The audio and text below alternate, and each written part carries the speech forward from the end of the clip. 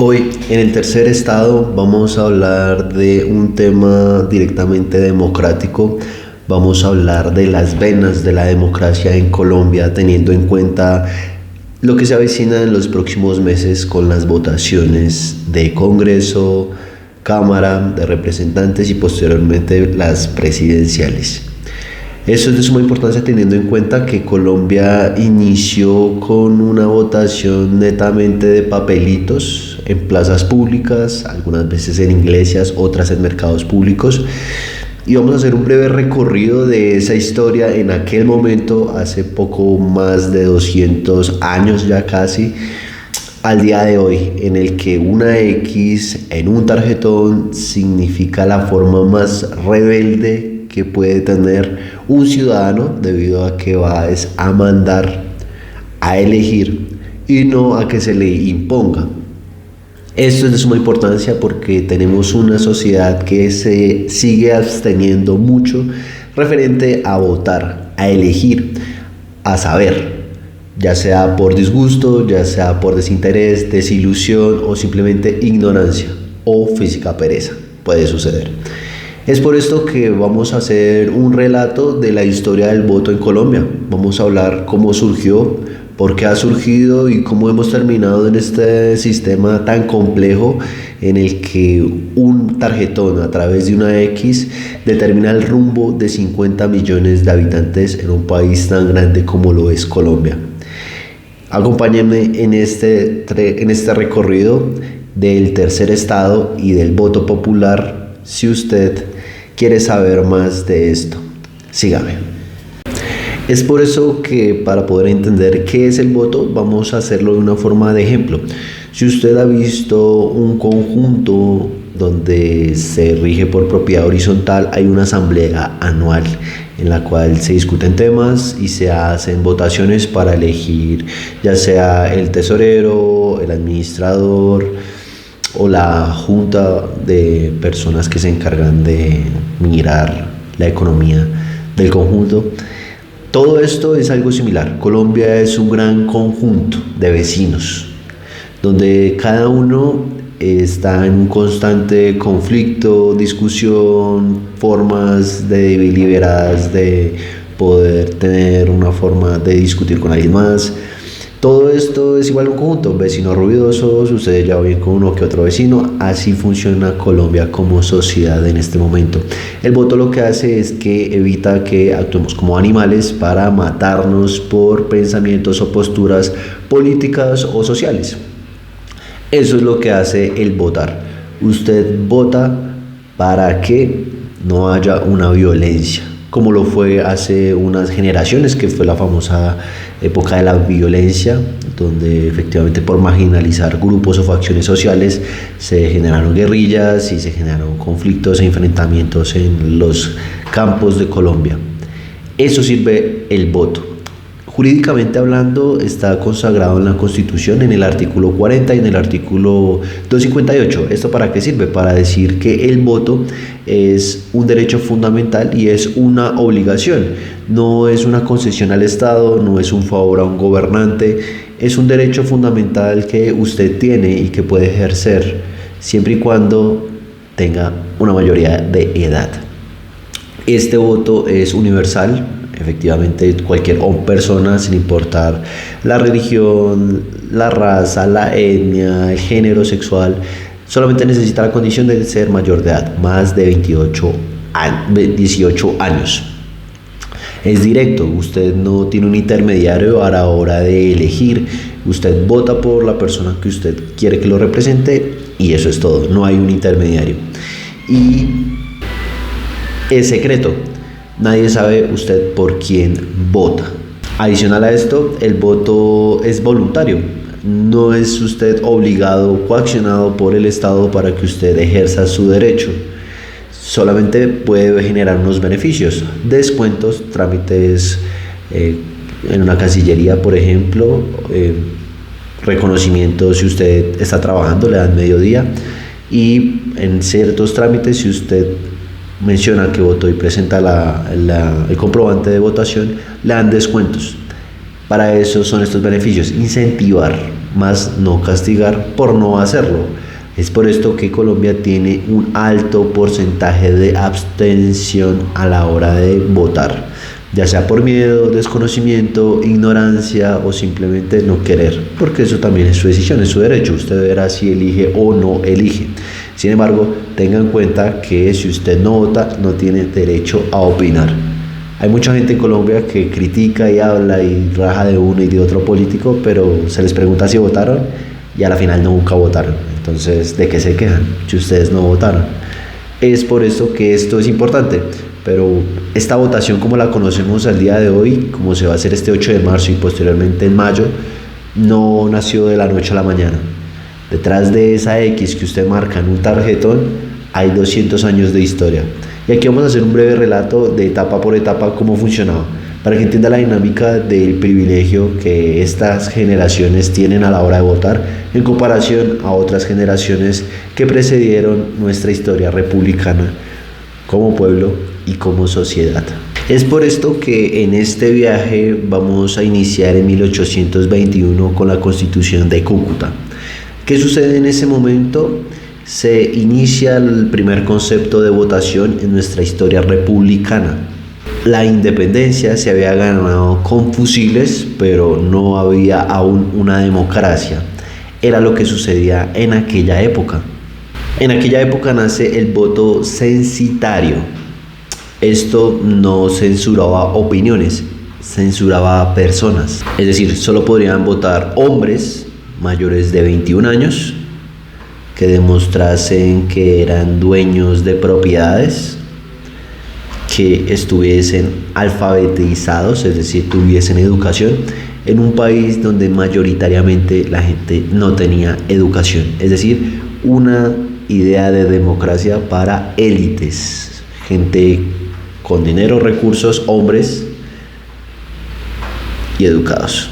Algo que era un privilegio y era un porcentaje muy reducido en la población en general. Y esto no era lo peor aún, lo peor era que el voto no era secreto, tenía que ser gritado a viva voz, podía ser en plazas de mercados, hospitales, mercados, y tenía que ser frente a testigos. Esto derivó muchas veces en peleas, a machetazos, a fusil, violencia.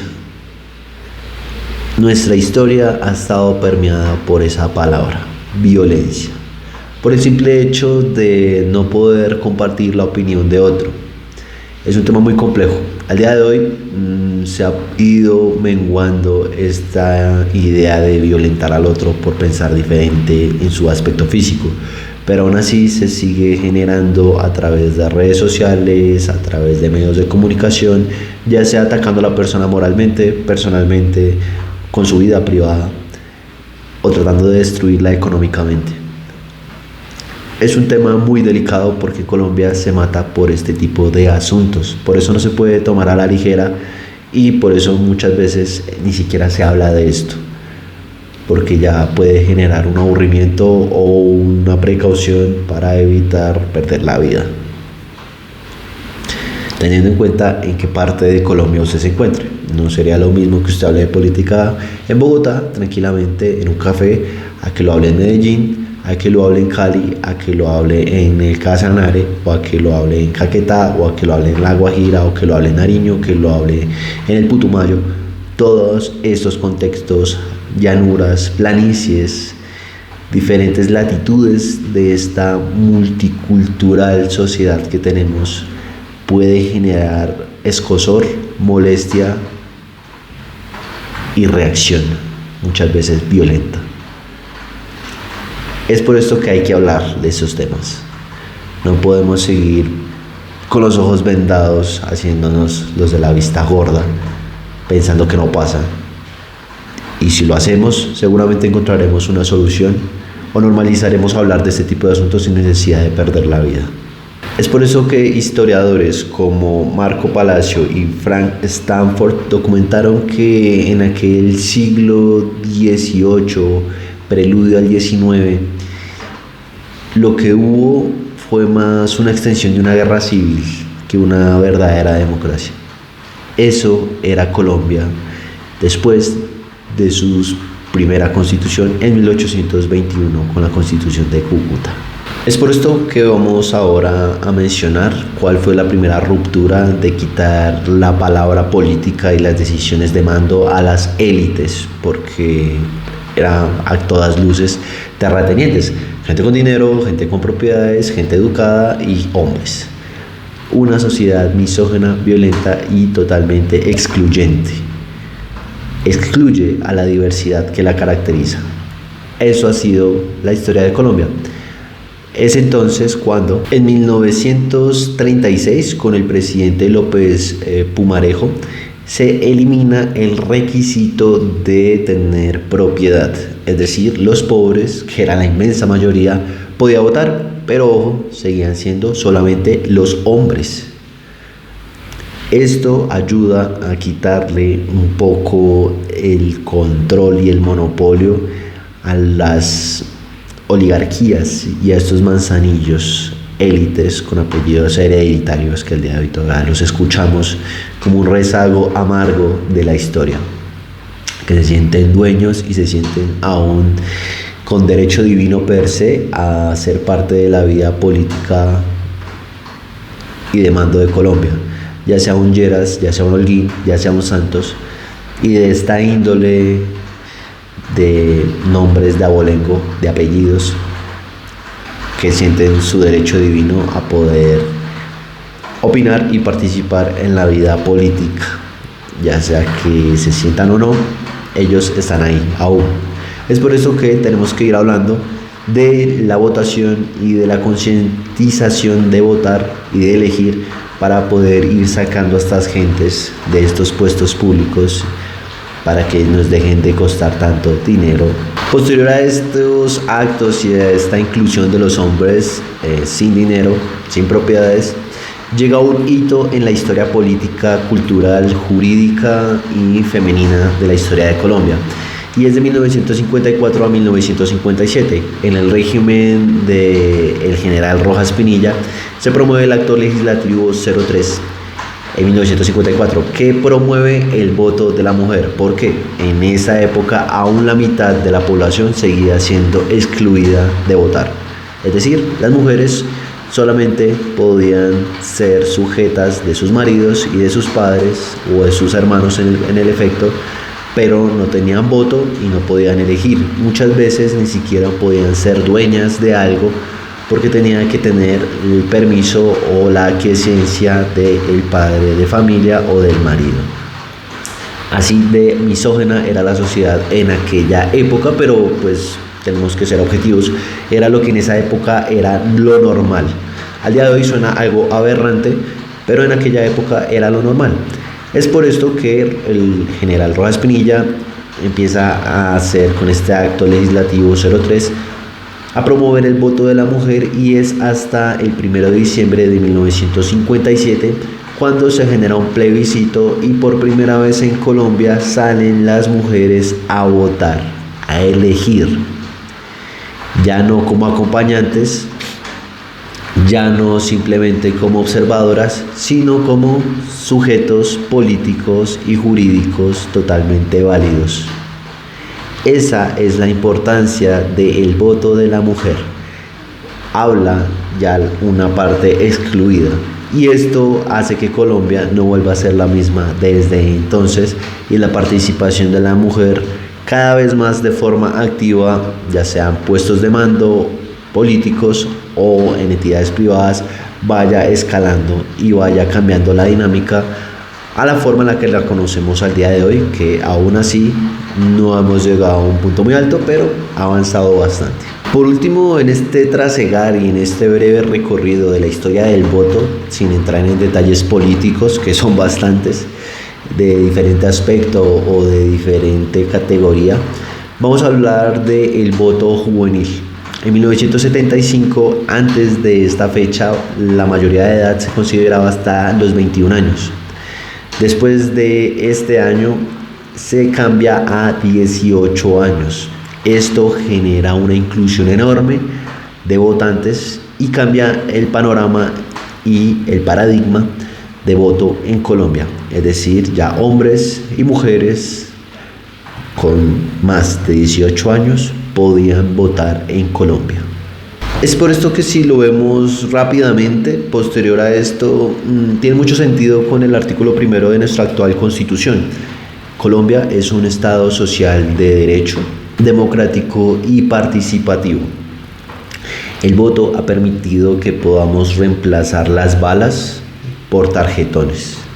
Ha permitido la consolidación de constituyentes, cambiar regímenes políticos, castigar corruptos y canalizar conflictos sociales. Desde un aspecto de teoría política, el voto es la máxima expresión de la soberanía popular. No pides permiso, mandas. Eso es lo que hace el voto. Tú no pides permiso para opinar o pensar o creer quién es el bueno o quién es el malo o quién sí o quién no. Simplemente tú mandas y tú decides en tu tarjetón con tu mano y tu decisión.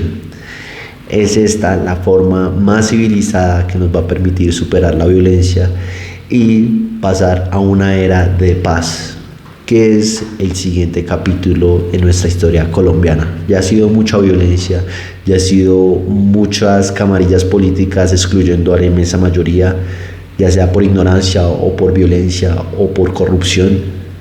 Es hora del tiempo de las ciudadanías, una ciudadanía consciente, una ciudadanía informada y una ciudadanía con sed de reformas, sed de cambio.